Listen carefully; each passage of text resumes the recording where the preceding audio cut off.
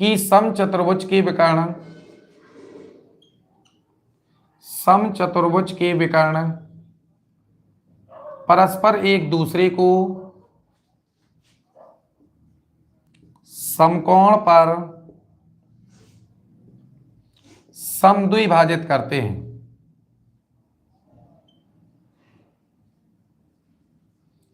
और जब ये समकोण पर करते हैं तो हम क्या लिख सकते हैं कि समकोण त्रिभुज AOB में,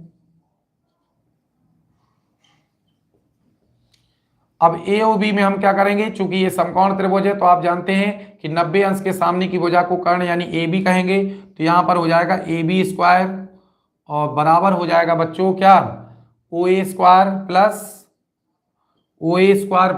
OB स्क्वायर। जिस हिसाब से हमने इस त्रिभुज में लिया इसी प्रकार से हम इन तीनों शेष त्रिभुजों में ले सकते हैं। तो इसी प्रकार लिख लेंगे, चलिए इसी प्रकार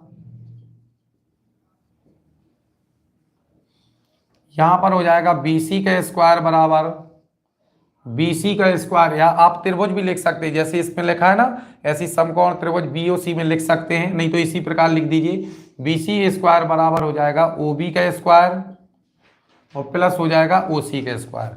फिर इसके बाद हम क्या करेंगे बच्चों, चलिए अब हम इसमें क्या करेंगे, इसमें देखिए अभी हमें OB को हम क्या लिख सकते हैं 1/2 करके, ठीक है, उसको चलिए बाद में देख लेते हैं। तो एक समीकरण ये हो जाएगा,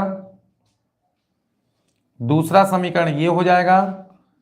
चलिए अब यहां पर देख लेते हैं,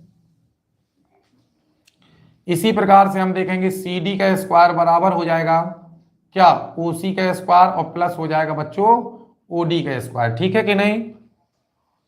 फिर इसके बाद लास्ट में अब बचा है DA का स्क्वायर, तो DA का स्क्वायर बराबर हो जाएगा OD का स्क्वायर और प्लस OA का स्क्वायर। इस प्रकार से ये हम इसको तीसरा और इसको चौथा मान लेंगे बच्चों।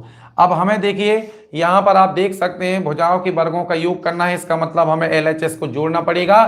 तो इसका मतलब समीकरण हम जोड़ देंगे, तो लिखेंगे चूंकि समीकरण 1, 2, 3 व 4 को जोड़ने पर, तो जब हम चारों को जोड़ेंगे तो क्या आएगा, AB का स्क्वायर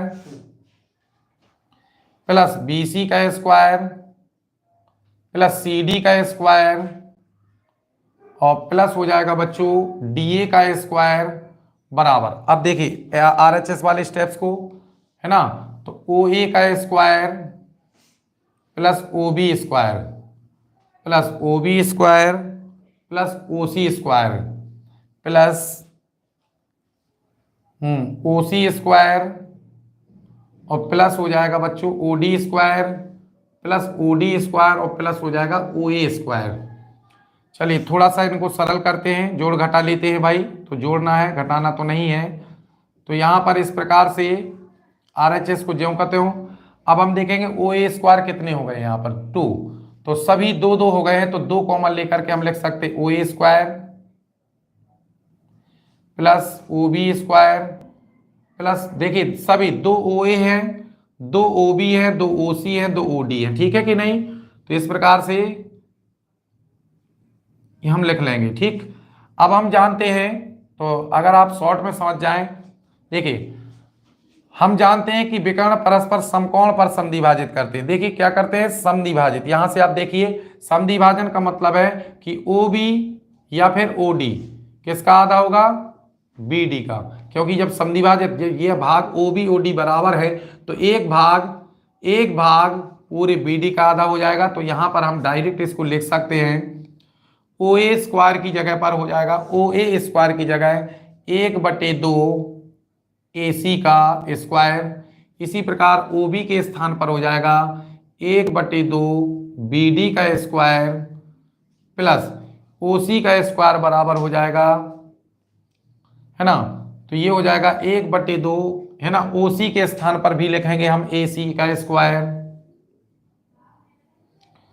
और प्लस 1/2, और यहां पर आप देख सकते हैं यहां पर OD है तो ये BD का 1/2 BD का स्क्वायर, क्योंकि